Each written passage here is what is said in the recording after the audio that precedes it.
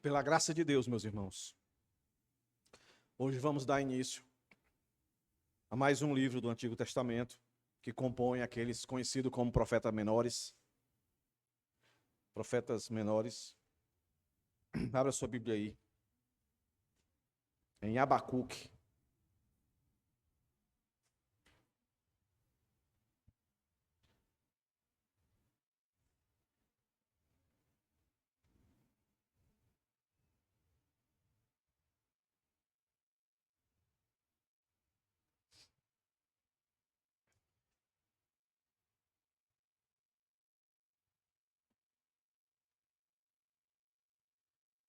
Amém, irmãos? E como de costume, né, irmãos?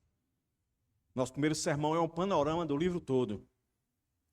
Nós temos ideia do que é que o livro trata, quais são as principais doutrinas, ensinamentos aqui desse livro. Mais ou menos 2.500 anos de nós. Qual a relevância de Abacuque para nós aqui? Todos aqui reconhecemos, Abacuque faz parte dos livros inspirados. É Deus falando. Meu desejo é que você se sinta encorajado a ler esse livro repetidas vezes durante o tempo que nós faremos a exposição aqui. Não sei quantos sermões virão aqui. De acordo com, eu vou lendo e pedindo a Deus o direcionamento, com a necessidade nossa aqui, eu vou fazendo os esboços e vou pregando. Não sei, às vezes o livro é pequeno e dá tantos sermões. Às vezes o livro é maior e não dá tantos sermões. Isso é depender do Espírito Santo. Por isso, meus irmãos, relembro a todos vocês. Orem por mim, para que Deus me dê sabedoria para enxergar a relevância desse texto para a minha vida e para a sua vida.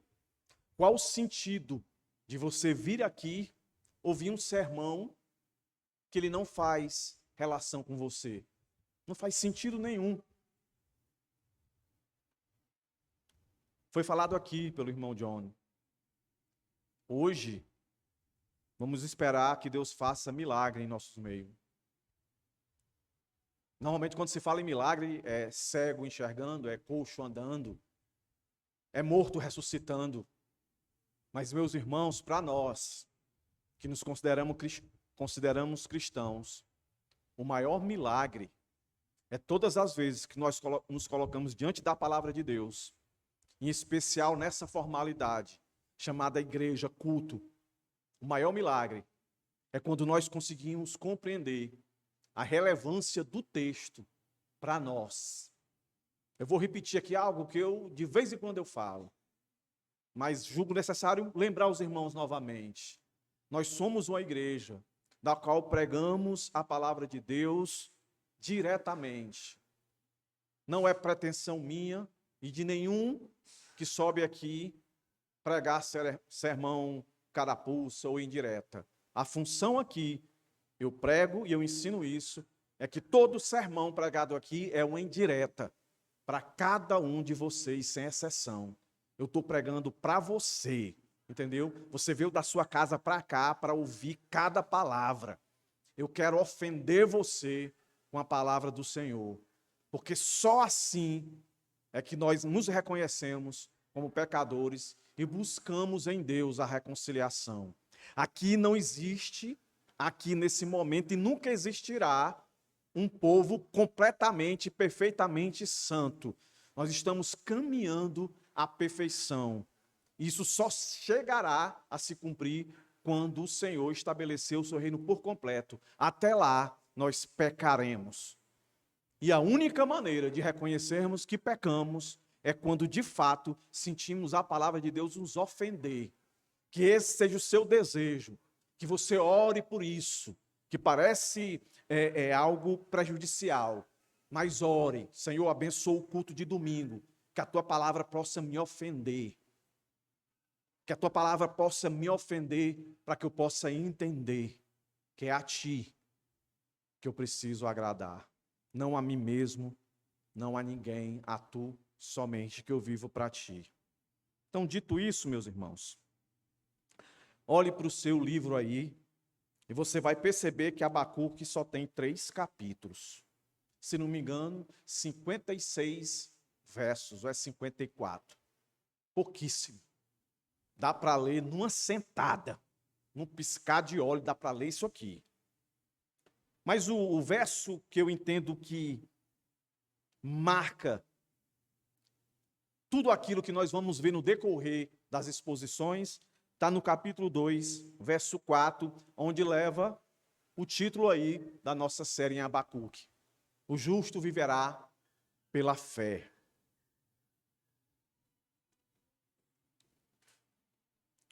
Então vamos ler o texto.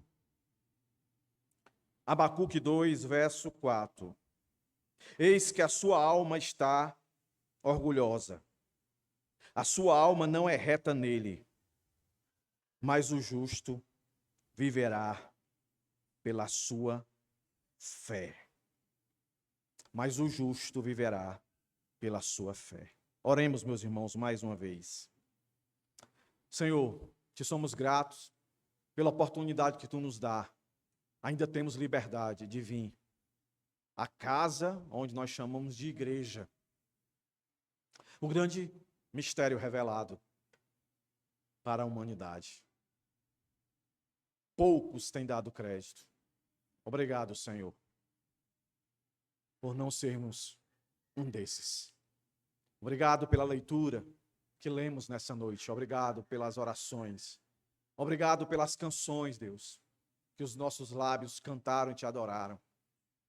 Obrigado, Senhor, pelo sustento, pela provisão. E assim nós te adoramos, trazendo um pouco da nossa prosperidade para a tua casa, onde nós somos beneficiados.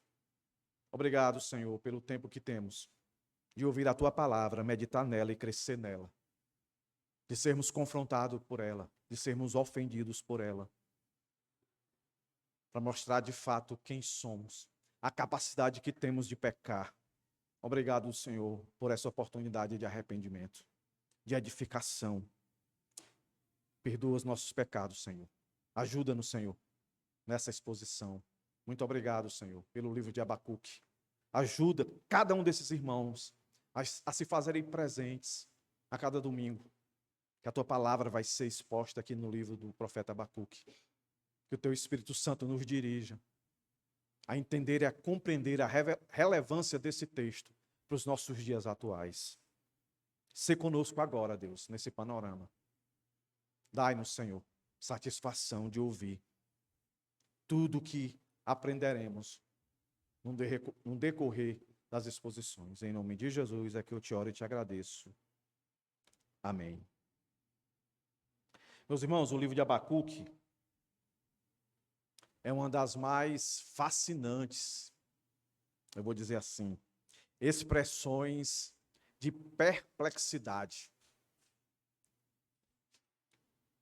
E algo interessante nesse profeta aqui. Ele é diferente de todos os outros. Se você já leu, você já deve ter percebido que ele é diferente de todos os outros. Abacuque, ele está impactado,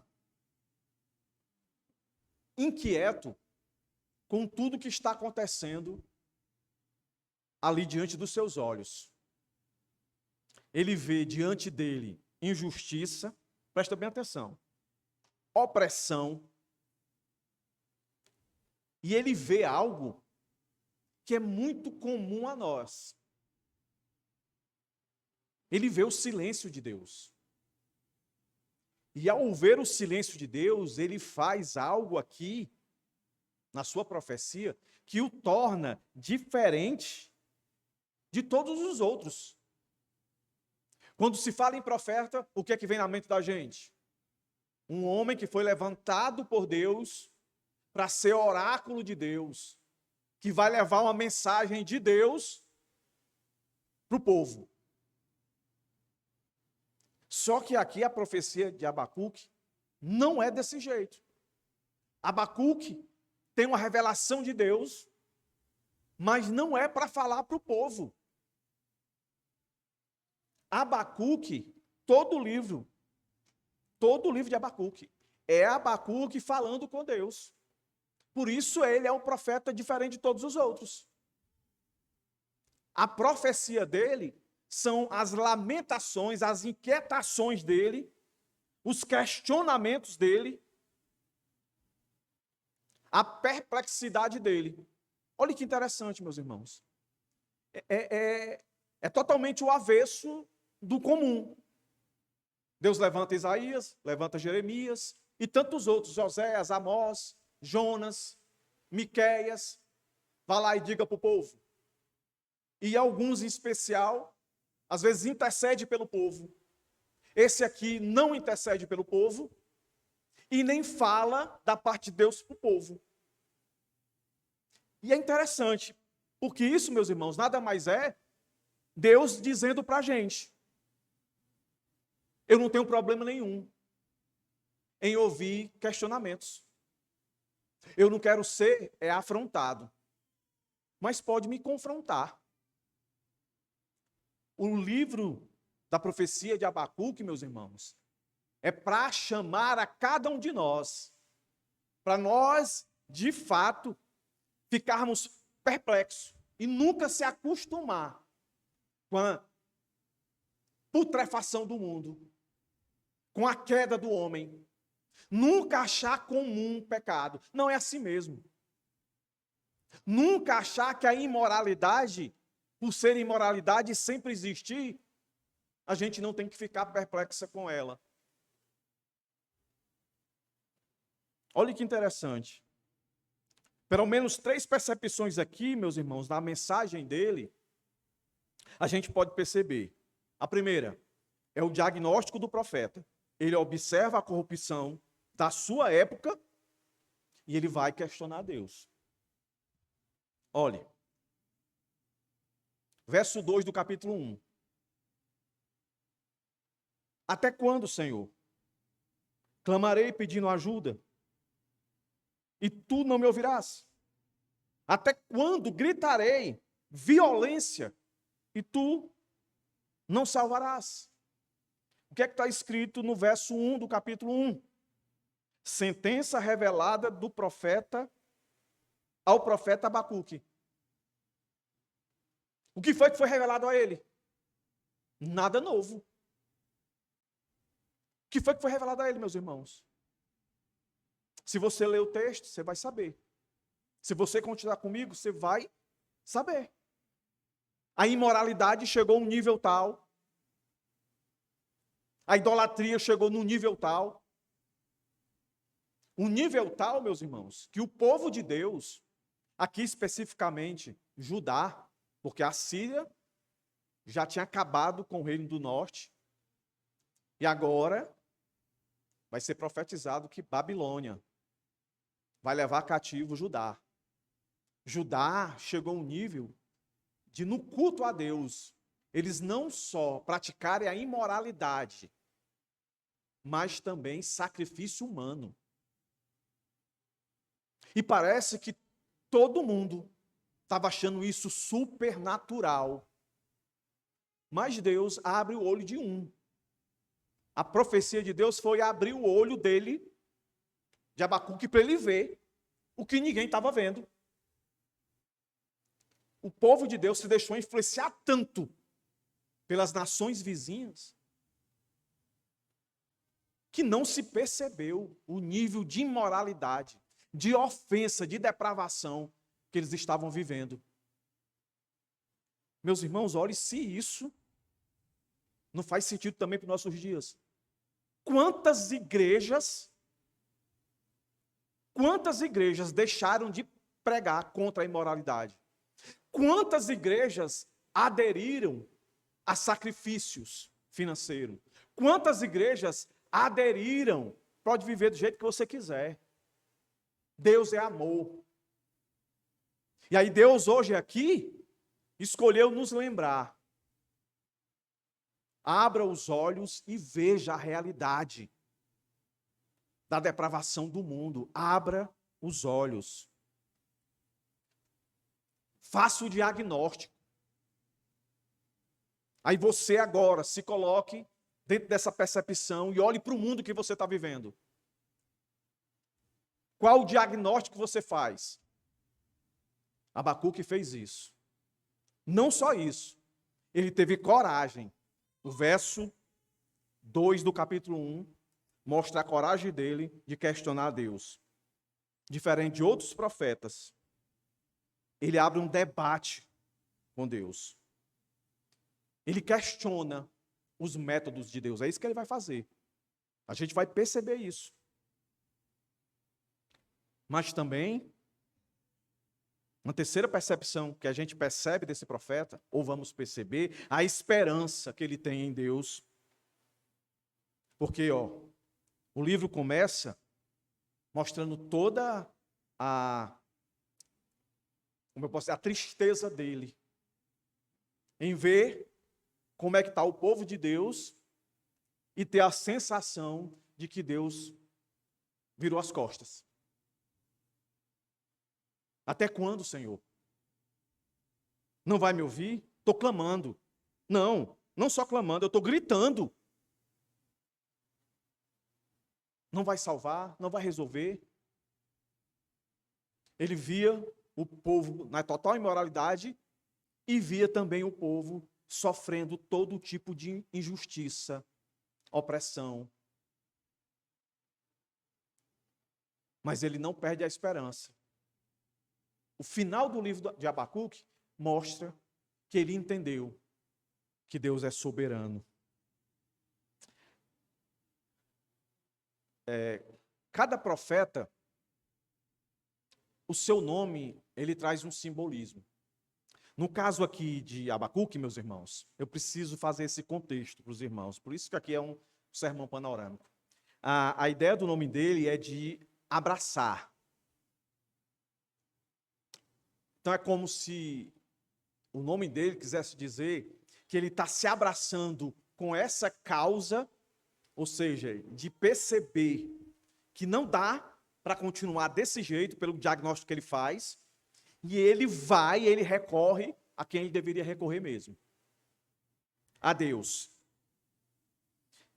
Questão de pontuação de tempo. Abacuque profetizou no fim do reinado de Judá, após a destruição do reino do norte pela Síria, que ficou alternando entre fidelidade de Deus e rebeldia. Aí surge um rei muito novo, chamado Josias, e ele faz uma reforma. Todos os comentaristas acreditam que ele estava nesse tempo, que viu, o povo realmente se voltar para Deus. Mas Josias teve um reinado muito pequeno. Ele morre e os seus sucessores, um neto seu, Jeoaquim, esse cara foi horrível. Horrível. Ele levou, e esse é o tempo da qual ele aqui configura. Ele levou o povo de Deus ao nível que eu falei para os irmãos. De não só durante o culto a Deus, ter orgias, imoralidades, no culto, meus irmãos. Tá? No culto. As pessoas iam para o templo adorar a Deus e lá praticavam todo tipo de sexo, humano com animal, todo tipo de perversão. Isso eles adquiriram dos outros deuses. Era assim que os povos cultuavam seus deuses. Mas também chegou ao ponto de sacrificar vidas humanas. Foi no reinado desse Jeoaquim. E aí, a semelhança do que aconteceu com a Síria, que num primeiro momento o Senhor levou Jonas e aplicou ali a sua graça sobre 120 mil pessoas, essa geração toda passou, morreu, e o Senhor enviou outro profeta, Naum, e esse já foi trazendo a palavra de ira de Deus sobre Nínive e destruiu Nínive. Qual é o estilo aqui do profeta? Se você olhar para o seu texto aí, você vai perceber, deve ter aí no seu texto, a queixa de Abacuque, a partir do verso 2 do capítulo 1. Aí a partir do 5, a resposta de Deus, vai até o 11. Verso 12 do capítulo 1, Abacuque se queixa de novo. Aí vai até o capítulo 2, verso 1. No verso 2, uma nova resposta de Deus. E aí vem resposta que Deus está no controle. E por fim, capítulo 3, a oração de Abacuque. Então o que é que a gente tem aí? Um diálogo. Então veja, o próprio livro fundamenta que é uma profecia diferente de todas as outras. Não é o profeta sendo usado por Deus para falar para o povo, não é o profeta pedindo clemência a Deus para com o povo, mas é o profeta questionando Deus por que Deus não está agindo nessa imoralidade e nessa injustiça que está acontecendo. Meus irmãos, isso é muito atual para os nossos dias. O livro de Abacuque é atual, sabe, é hoje. Hoje o mundo continua depravado, e quando eu digo mundo, muitos irmãos em Cristo. Ainda bem que a gente é salvo pela graça. Muitos irmãos em Cristo têm vivido uma vida influenciada pelo mundo. E nós vemos também no mundo muita injustiça, muita opressão, como ele estava vivendo. E o texto já chama a gente para se colocar nessa posição, fazer o diagnóstico correto, enxergar de fato e praticar esse diálogo com Deus, questionar Deus. Abacuque faz muito bem isso, e ele não é reprimido por Deus. Deus gosta dessa situação. E como politicamente falando, como estava essa situação, politicamente e religiosamente? Religiosamente, vocês já viram, imoralidade estava total.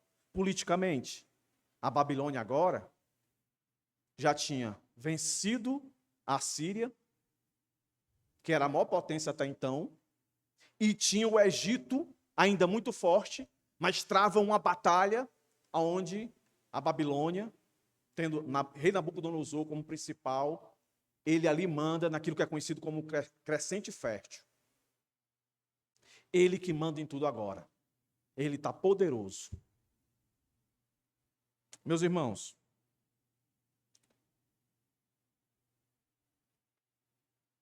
em 4 divisões aqui, nós vamos entender o que é que vai acontecer, ou o que aconteceu no livro de Abacuque. Então, eu queria que o irmão colocasse aí. Já colocou, né? Primeira coisa, olha como o livro é atual. Vai chamar a gente a entender que a realidade da injustiça e do sofrimento é real. E aqui eu não vou tentar resolver o problema do mal, não. Entendeu? Mas os irmãos aqui já aprenderam. Tudo de mal que acontece no mundo não está fora do controle de Deus. Deus está no controle. Aí foi que eu ensinei para os irmãos. Então, Deus é mau? Não, Deus é justo. As piores coisas registradas nas Escrituras, Deus tinha a mão dele. Deus é mau? Não. Deus é justo. Ponto final. Uma segunda coisa, além de que o sofrimento existe, aí perceba, só esse primeiro ponto aí já derrubava essa teologia dessas igrejas aí, mamão com açúcar. Pare de sofrer, você vai reinar, despreze o sofrimento. Não. E por uma questão básica, por que a gente sofre? Porque o mundo é caído. Simples. Porque o mundo se revoltou contra Deus. E foi amaldiçoado com a morte. Um segundo ponto que nós vamos ver é a soberania de Deus sobre as nações. Um terceiro ponto é esse Deus que é soberano, ele é fiel em agir. Ao contrário do que Abacuque estava pensando, Deus, até quando? Porque Abacuque não é diferente da gente. Abacuque, ele fala dentro do tempo. Ele mede horas, ele mede dia, mês, ano. E E a pergunta dele, o questionamento a Deus, é porque ele está dentro dessa categoria de tempo que nós estamos. E ficamos ansiosos. Mas Deus, só lembrando, Deus é fora do tempo. Deus é atemporal, fora do tempo. E aí Deus vai dizer para ele, calma. E aí o quarto ponto não poderia ser outro. Quando ele entende isso, ele começou um coração espremido, morto, sabe, morto, moído, com o diagnóstico que ele via, em desespero. E aí como é que ele vai terminar? A adoração em meio às adversidades. Então vamos aqui, meus irmãos, passear pelos 4 pontos. É desses 4 pontos, meus irmãos, que vão vir todos os nossos sermões e exposições. O sofrimento, ele é real, ele existe. Abacuque, nós vimos aqui, inicia o seu livro com uma profunda lamentação, expressando a sua angústia diante da injustiça, a violência que dominava Judá. Ele clama a Deus, questionando porque o Senhor parece silencioso, indiferente ao sofrimento do seu povo. Não é assim não que muitas vezes a gente se sente? Onde é que está Deus? Às vezes morre um parente, morre um amigo. E às vezes alguém pergunta, onde é que estava Deus que não viu isso? No mesmo canto de sempre. O profeta olha, ele vê que a lei está sendo mal empregada. A lei não está sendo justa. Aqueles que têm o poder abusam do poder, ignoram o direito, perverte. Buscam cada vez mais prosperidade para si mesmo, sem pensar no próximo. Ele quer a sua prosperidade, ele quer o seu conforto à custa do serviço alheio. É uma crise moral e espiritual que leva Abacuque a buscar a resposta em Deus. Tudo que Abacuque estava sentindo, meus irmãos, Deus sabia. Mas, ao olhar para essas percepções, uma das coisas que a gente tem que entender, não basta só ter o diagnóstico certo. A gente precisa se direcionar para a pessoa certa. E isso, aqui para o nosso contexto, nós que somos cristãos, temos que nos agarrar a isso. Porque tem crentes que estão achando o que vai acabar com a imoralidade, o que vai acabar com a injustiça, é se a gente botar certas pessoas em cargos de liderança no Estado, para ser o prefeito, para ser o governador, para ser o presidente.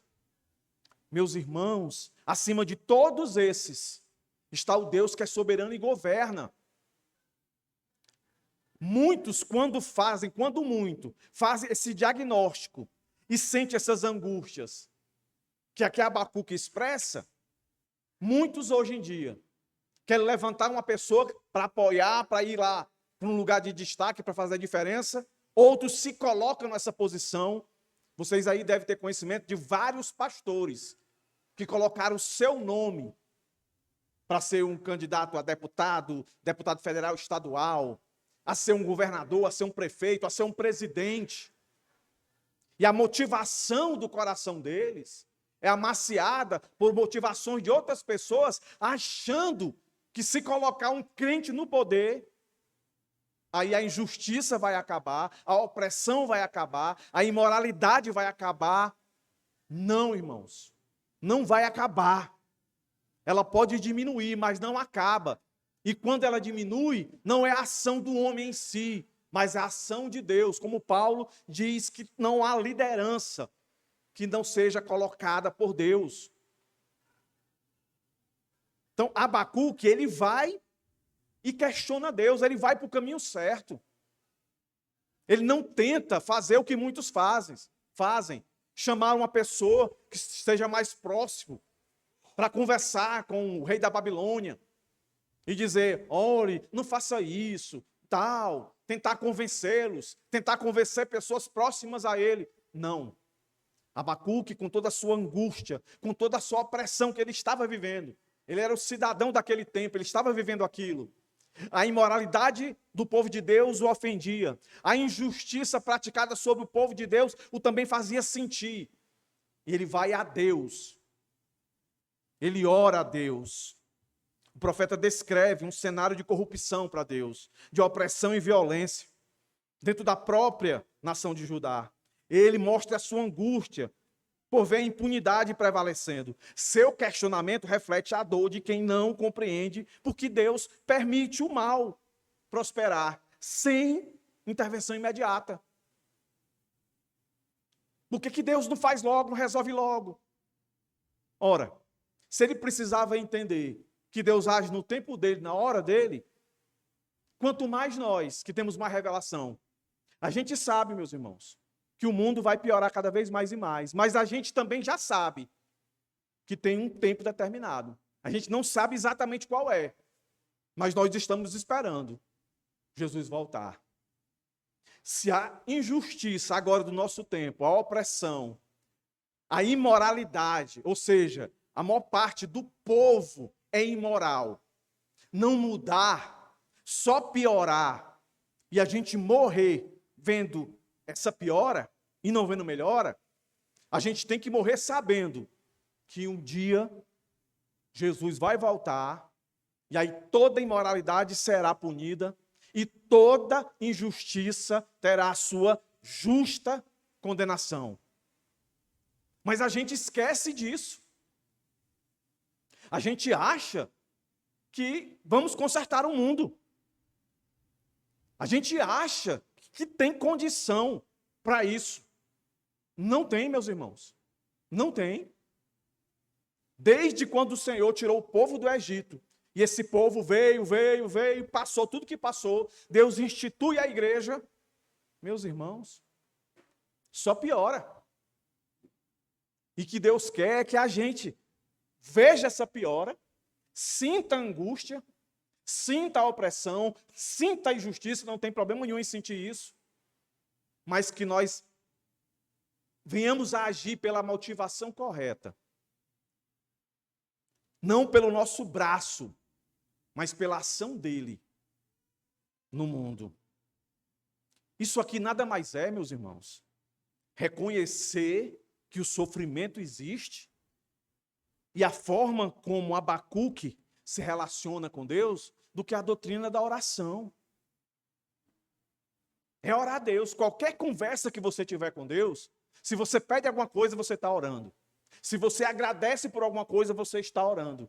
Se você questiona a Deus, mostrando as suas frustrações, as suas angústias, as suas dores, é oração, irmãos. É oração. O livro de Abacuque traz esse ensinamento, orar. Lembre, capítulo 1, capítulo 2, capítulo 3. É ele falando e Deus respondendo. É ele reiterando a sua situação e Deus reafirmando quem é ele. E Abacuque sai diferente depois desse diálogo, depois dessa oração com Deus. Ele sai diferente ao ponto de dizer o que ele diz no final do seu livro, no capítulo 3.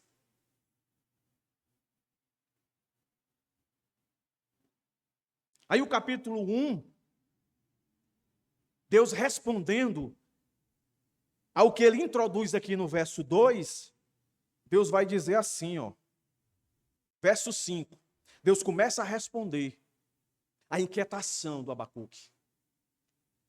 E olha como é que Deus responde ele. Meus irmãos, que resposta louca. É louca mesmo. Abacuque fica doido quando ele escuta isso aqui. Quando Deus resolve falar, Deus diz isso aqui, ó. Olhem entre as nações e vejam, fiquem maravilhados e admirados, porque no tempo de vocês eu realizo obra tal que vocês não acreditarão se alguém lhes contar. Eu fico imaginando Abacuque ouvindo um negócio desse, dizendo, ai, Deus vai agir. Deus vai responder a minha oração. Deus é fiel. Escute uma coisa. Quando você for orar a Deus, não pense em você que Ele vai responder segundo o que você gostaria que Ele respondesse. Ele vai responder do jeito que Ele quer, da maneira que Ele quer. E vai ser sempre o jeito dele. Nunca o seu. Você pode ter certeza. Não, pastor, mas eu já orei. Do jeito que eu disse, o senhor fez. É porque você orou exatamente como ele queria. Quando dá certo, não é porque você mudou a opinião de Deus, não, tá? É porque você orou justamente como Deus queria que você orasse. Você pediu exatamente o que Deus queria que você pedisse. Mas comumente não é assim, não. Você olha para o verso 2, até quando, Senhor? Clamarei pedindo ajuda e tu não me ouvirás? Até quando gritarei violência e tu não salvarás?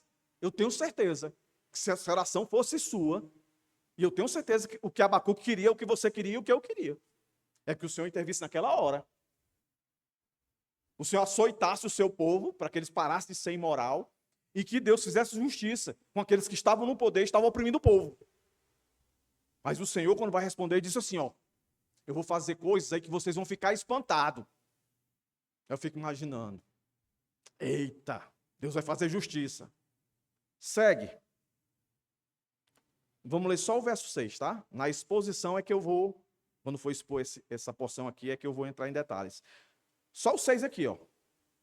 Pois eis que trago os caldeus, nação cruel e impetuosa, que marcha pela largura da terra, para apoderar-se de moradas que não são suas.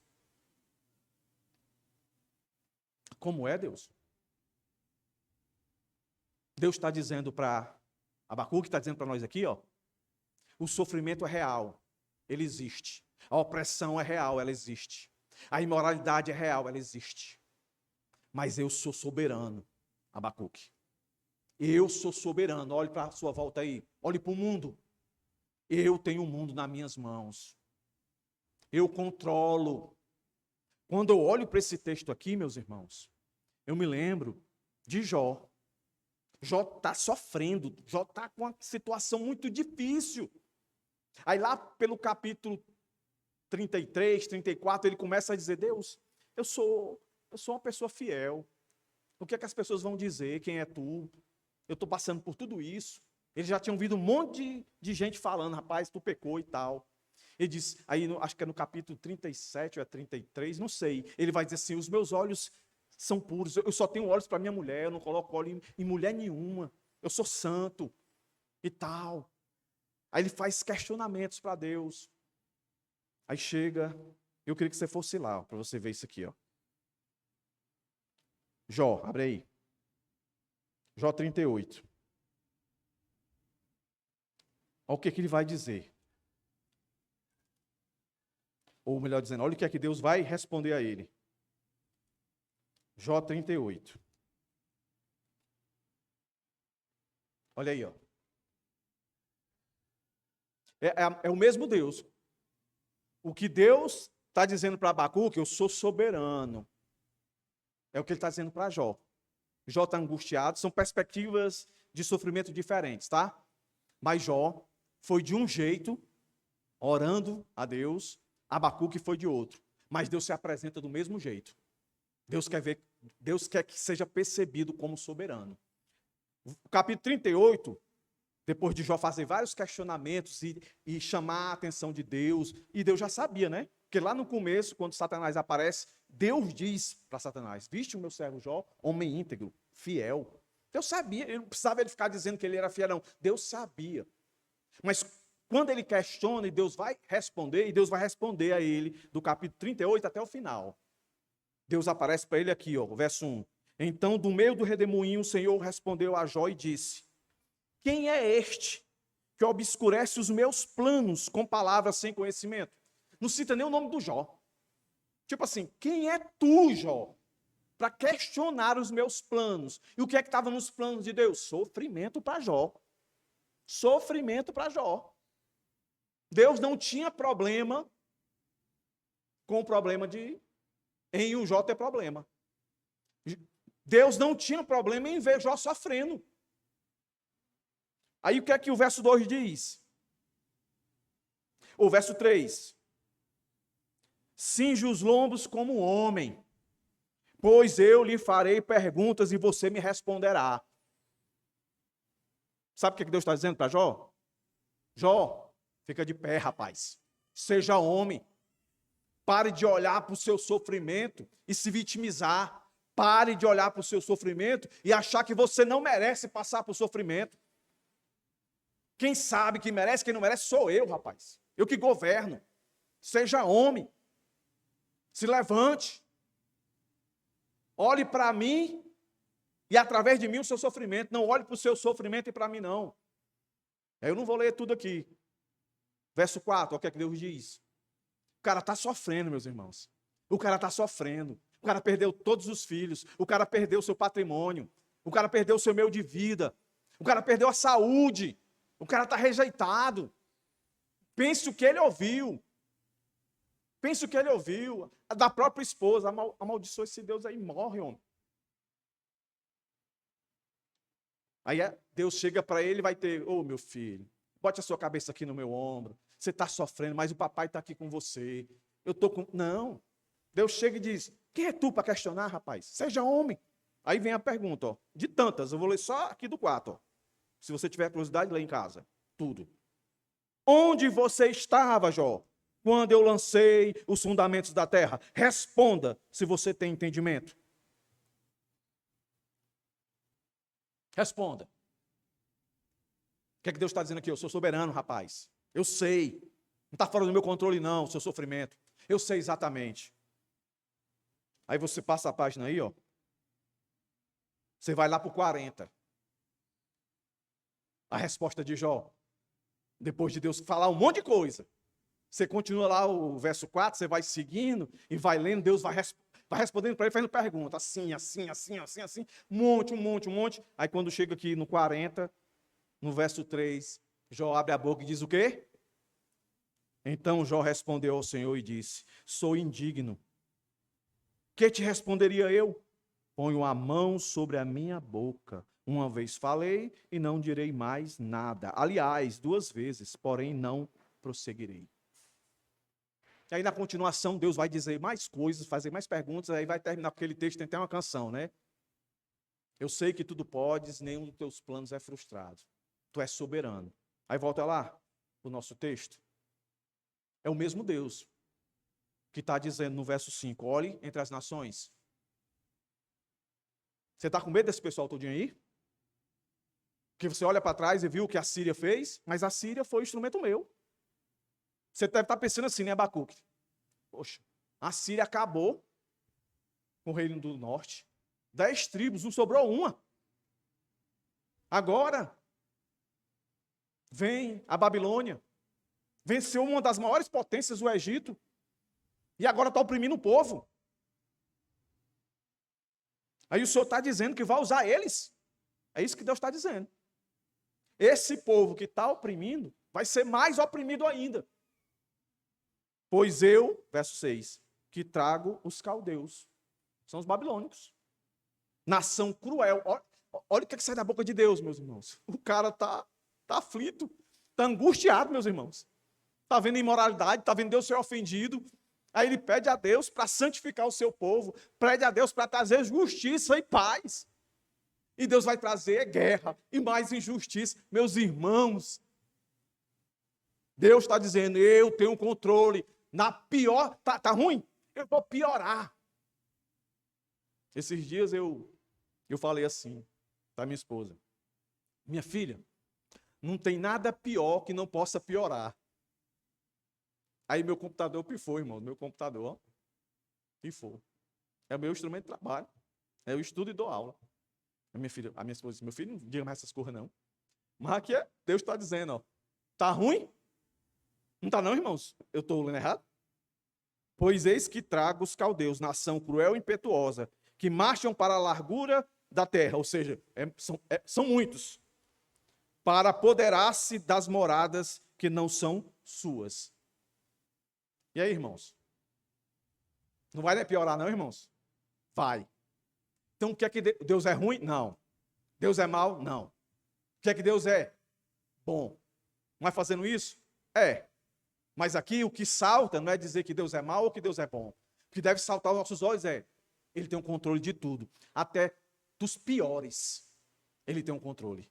Porque esses aqui nós vamos ver, que mais adiante, se você olhar para o capítulo 2, ó, a partir do verso 6, você vai encontrar 5 ai. Deus vai fazer justiça com esses que ele levantou para resolver o problema da qual Abacuque levou para Deus. Deus mostra que é soberano. Deus responde à queixa de Abacuque com a revelação surpreendente. Ele está agindo, mas de uma forma inesperada. O Senhor anuncia que está levantando a Babilônia, os caldeus, como instrumento de juízo contra Judá.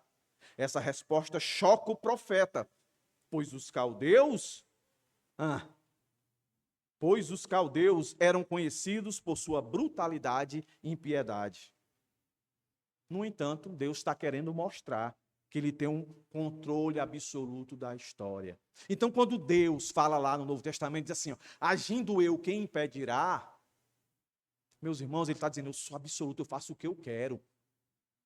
Eu faço o que eu quero, eu sou soberano, eu sou supremo. Entendeu? A resposta de Deus para o clamor, para a angústia, a inquietação de Abacuque, é relembrá-lo quem ele é. Assim como ele fez nos textos lá que eu li com o Jó, ele está dizendo com Abacuque, está dizendo para nós aqui, ó, tá ruim a sua situação? Pode piorar. Pastor, o senhor é pessimista demais. Sou não, rapaz. É o momento para você realmente confiar que Deus está no controle de tudo. O que é a minha vida, a sua vida? Diante de todo o universo que Deus controla. Hein, irmãos? É o argumento do menor para o maior. Se Deus sustenta toda a sua criação, o ventinho que bate na sua face quando você está na praia, as ondas que quebram, está lá nas perguntas que o Senhor faz para Jó. Jó, quem pôs os limites? Onde é que tu estava? Jó, por que a águia faz o ninho dela lá em cima, Jó? Por que é? Por que ela é tão inteligente? Quem foi que deu essa inteligência para ela, Jó? Foi eu, Jó. Eu controlo tudo, Jó, até o seu sofrimento. Então Deus não está desdenhando do meu sofrimento ou do seu. Não sei o que você está passando. Mas você tem que aprender aqui hoje que Deus é maior do que o seu sofrimento. A sua soberania é maior do que o seu sofrimento. E o sofrimento, Deus quer fazer você. Exatamente o que nós vamos ver no capítulo 2. Ver a fidelidade de Deus e assim você ter fé. Se no primeiro ponto ali está a doutrina da oração, nesse segundo ponto aqui, da soberania de Deus, que nós lemos só os 5 e os 6, está, meus irmãos, a doutrina da providência. É o que nós estamos aprendendo aqui nas quartas-feiras. Deus agindo. E Deus faz as coisas por causa do nome dele.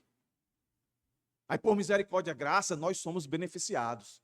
Mas Deus faz tudo, sempre fez tudo, para a honra e glória do nome dele. Deus é aquele, literalmente, que bate no peito e diz, é para a minha glória.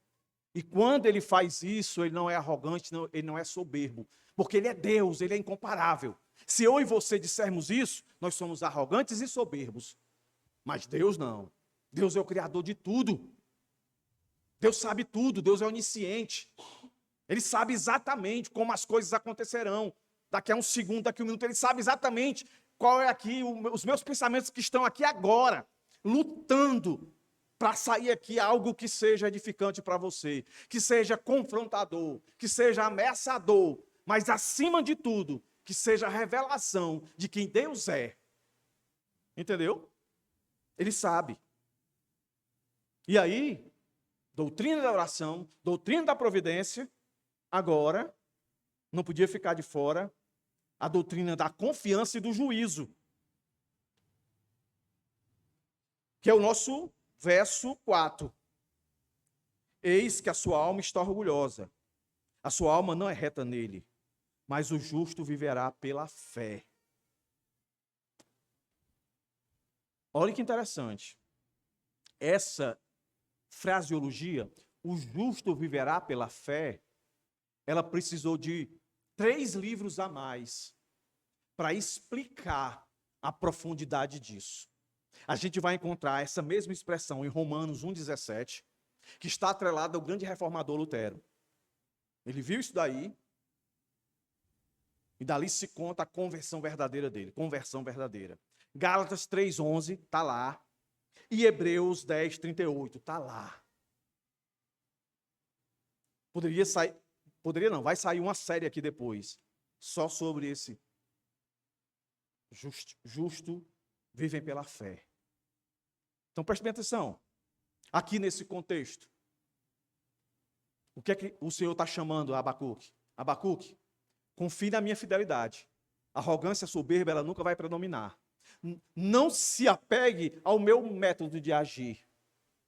Confie, que eu sei o que eu estou fazendo.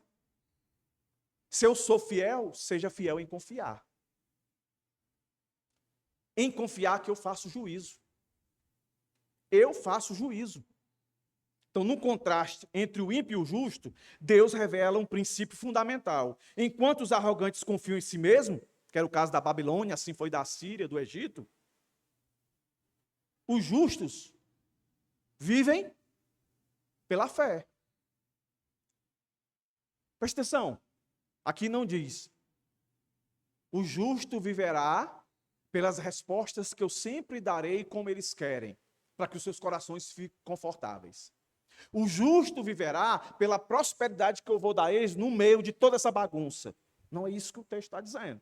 Também não diz, o justo viverá pelo lugar de posição que eu colocarei ele, para trazer a equidade, a justiça. Não. Tira total ação do homem para a ação de Deus. O homem passa a ser simplesmente um instrumento, não um fim em si mesmo. O justo viverá pela fé. E quando a gente vai para Hebreus, Hebreus vai dizer o quê? Que fé é o quê? Certeza e convicção. Certeza e convicção. Olha, o Senhor já está levando Abacuque para ele entender. Abacuque, eu vi tudo e estava vendo tudo.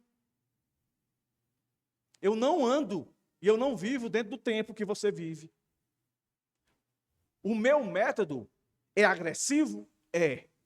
Mas é para mostrar para você que aquilo que parece invencível para o homem, no caso aí a nação, né, da Babilônia, a mais poderosa, então só para os irmãos entender mesmo, era como se os Estados Unidos viessem atacar o Brasil. Coitado de nós, meus irmãos. Tem uns aviãozinhos teco-teco para ir, né? Exército Mariano que fica pintando rodapé. E é todo mundo com pincel para pintar a bomba caindo. Entendeu? Aí tu imagina, tu orando, Senhor, o Brasil está uma imundice. A gente vai para o shopping, é uma depravação, Senhor. Tu não está vendo isso aí, não? A tua igreja sendo perseguida. O pastor da minha igreja foi preso. Eu não, outro aí. Foi preso, está sofrendo. Então, fazendo isso, você não está vendo, não? Aí Deus vai responder a tua oração, estou vendo. Aí você não está vendo, essa nação se tornou ímpia, os Estados Unidos, trouxe tudo de ruim, eles trouxeram para cá. Aí Deus, pois eu vou resolver isso aí, eu vou mandar eles aí, eles vão acabar com tudo. É mais ou menos isso que está acontecendo com Abacuque. É Deus dizendo, eu mando em tudo, rapaz. A desgraça está nas minhas mãos. Porque os caldeus eram uma desgraça, como ele disse aqui, no verso 6. Uma desgraça. Mas, meus irmãos, segura essa, irmãos. Estou quase pentecostal, irmãos. A desgraça está na mão de Deus. A desgraça está na mão de Deus. Está fora, não. Tranquilo. Tranquilo. Esse versículo, o justo vive pela fé, apenas responde à perplexidade de Abacuque, mas também estabelece uma base teológica essencial em toda a Bíblia. Como eu disse, é citado em Romanos, em Gálatas e Hebreus. E como é que eu fundamento isso aqui? A soberba leva à queda. Vai levar. Como eu disse, se não for diante dos nossos olhos, mas tenha certeza, um dia, quando Jesus voltar, todo soberbo vai ter a sua queda. mas a fé. Por isso, o justo vive pela fé, pela certeza e a confiança de que Deus responde a oração e que Deus é soberano. Que Deus é soberano. Então, somos chamados a viver pela fé, pela certeza e confiança de quê? De que as nossas orações serão respondidas do jeito que a gente quer? Não. Certeza e confiança que pode estar do jeito que está, mas Deus está no controle. Lembra que eu disse nos sermões passados? Se isso aqui virar Venezuela e Cuba, Deus está por trás disso, tá, irmãos? Não pegou Deus de surpresa, não. É Deus. Sempre será Ele. Ah, então Deus é mau. Não é. Deus é justo. Ele sabe o que está fazendo. Se isso chegasse a acontecer, a gente tinha que fazer como Ele fez. O que foi que Ele fez? É o nosso quarto ponto. Você passa aí e vai para o 17 ao 19. O ponto 3, que mostra que Deus é juiz, é os ais, do capítulo 2. Se ler lá, os ais, está lá. Deus fazendo juízo. Aqueles que confiam nele, pode confiar. Se ele fez isso com os caldeus, a Babilônia, então a Babilônia é uma figura do nosso mundo hoje. Deus está com ele nas mãos. E no tempo dele, pelo menos nós sabemos já, que um dia ele virá e derrubará todos eles. Lê em casa, para você ver. Aí o capítulo 3, ó. Abacuque, ora a Deus, verso 2, está lá inquieto, Senhor, tu não me ouve. Eu estou clamando, eu estou gritando. Aí Deus, meu filho, olha do lado aí. Eu vou pegar esse pessoal aí para resolver isso aí. Mas como? O meu justo, aquele que é meu, ele vive por fé. Que fé é essa? Certeza e confiança de quem eu sou. Sabe que eu sou. A minha mão, a desgraça está na minha mão e eu tenho controle sobre ela. Ela só vai até onde eu quero. Jesus, a maior desgraça da vida de Jesus foi ele morrer na cruz, não foi? Mas era tudo plano de Deus. Tudo plano de Deus. Aí o profeta escuta isso. Senhor, tu vai fazer juízo, né? Vou. Quando ele entendeu, aí ele adora. Tá aí, ó. Então aqui é a doutrina da adoração, do louvor a Deus. E ele está adorando não é porque está sendo abençoado, não, viu, irmãos? Ele não está adorando porque está acontecendo coisa boa. Não. Está acontecendo coisa ruim com ele. Ele está vivendo a opressão. Ele está vivendo a imoralidade. Ele está vendo tudo isso. E ele está recebendo um aviso de Deus que vai piorar, irmãos.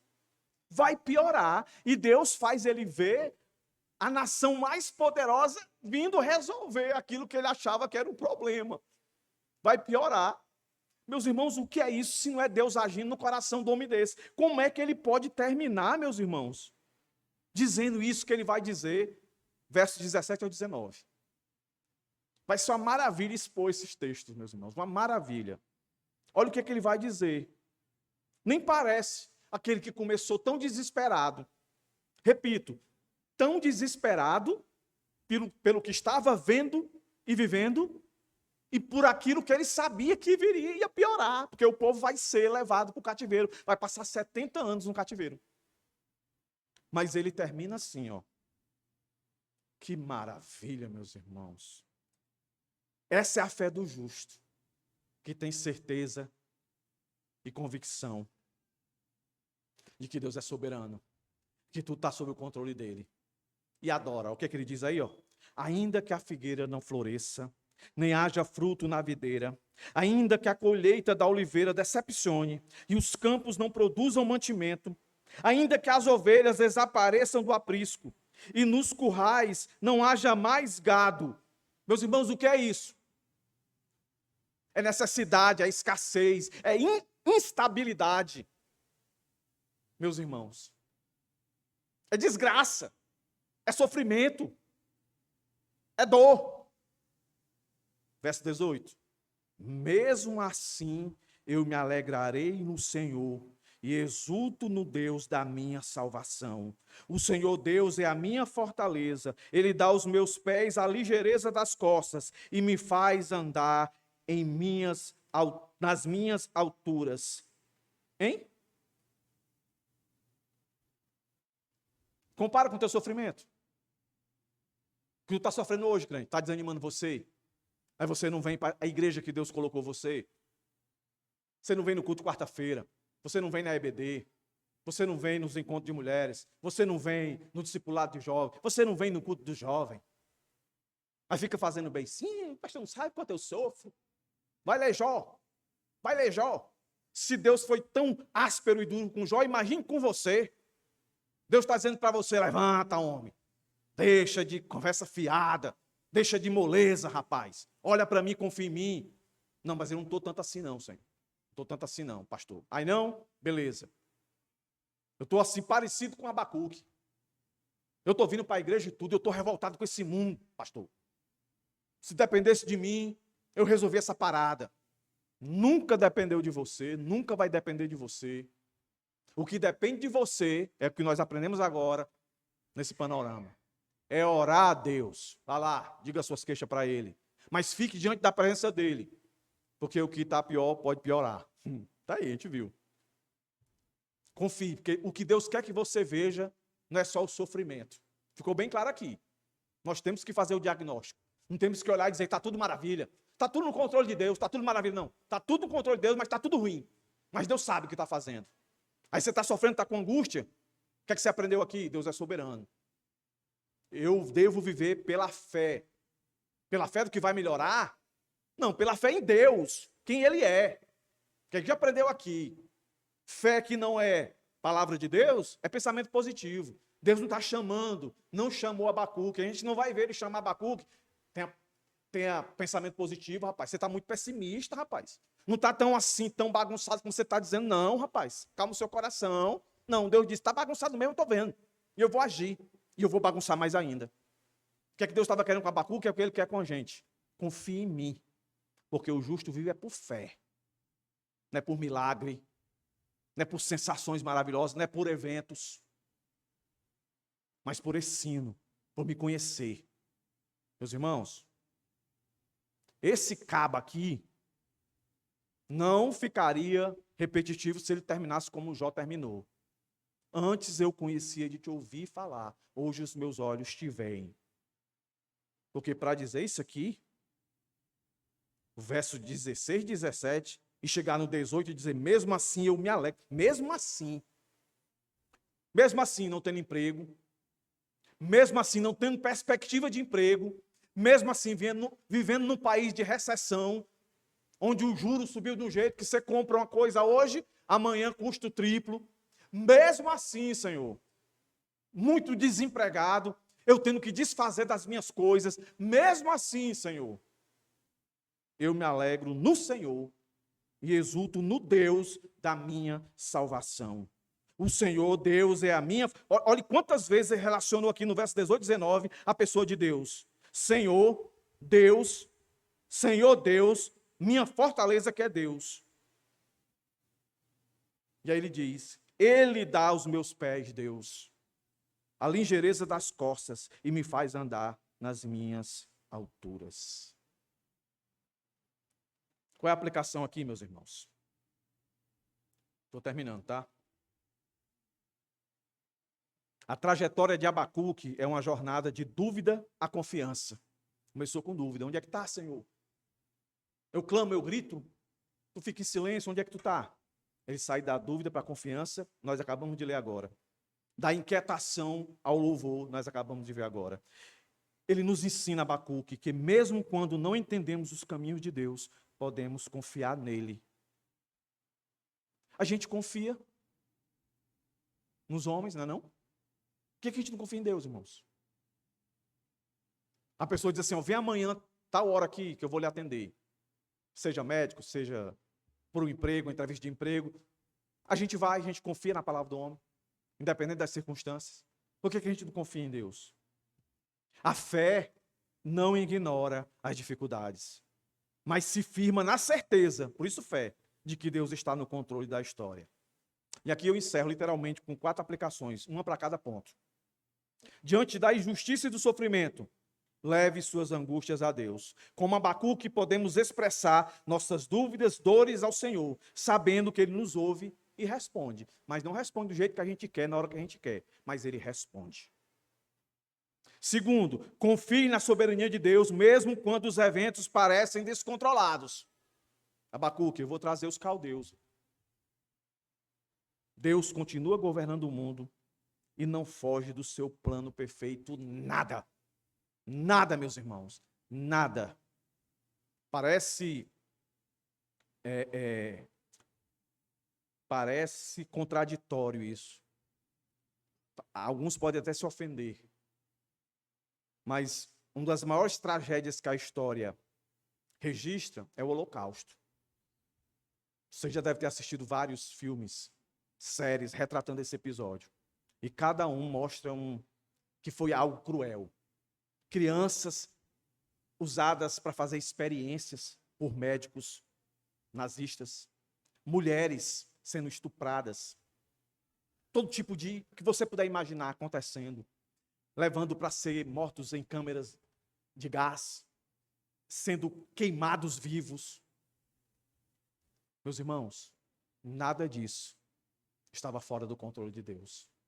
Deus é soberano. Ponto 3. Viva pela fé e não pela autossuficiência. Em um mundo onde a soberba e o orgulho são exaltados, somos chamados a depender totalmente de Deus. Totalmente de Deus. Por isso, meus irmãos, quando a gente ora, a gente não deve orar, o nosso fervor em orar não deve ser achando que a gente tem capacidade de mudar a vontade de Deus.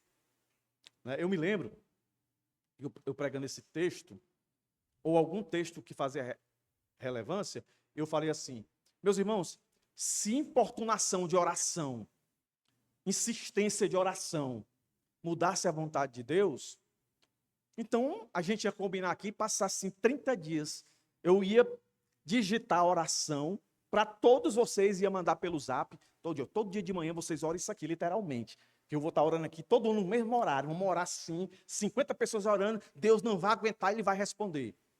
Primeira coisa que nós íamos orar, Senhor, melhora a situação financeira da igreja, o negócio está apertado. Senhor, manda aí 1 milhão, todo mundo orando, 1 milhão, 1 milhão, 1 milhão, 1 milhão, 1 milhão. Aí no final dos 30 dias, Deus ia dizer, esse povo perturba demais, eu vou dar 1 milhão. Não, a nossa oração não muda Deus. A nossa oração faz exatamente isso que aconteceu com Abacuque. Faz a gente ver a vontade de Deus e submeter a ela. Por isso que a gente ora. Não é para Deus fazer a nossa vontade. É para a gente descobrir a vontade dele. E Jó descobriu, né? Mas aqui Abacuque descobriu. Que a vontade de Deus era mostrar para o mundo que ele é soberano. Mostrar para Abacuque, mostrar para nós que ele é soberano. E o que é que nos resta? É o ponto 4. É adorar. Adore a Deus independente das circunstâncias. Como Abacuque declarou, mesmo que tudo fale, nossa alegria está no Senhor, que é a nossa força. Teve um tempo que eu preguei aqui, a alegria do Senhor, a nossa força é.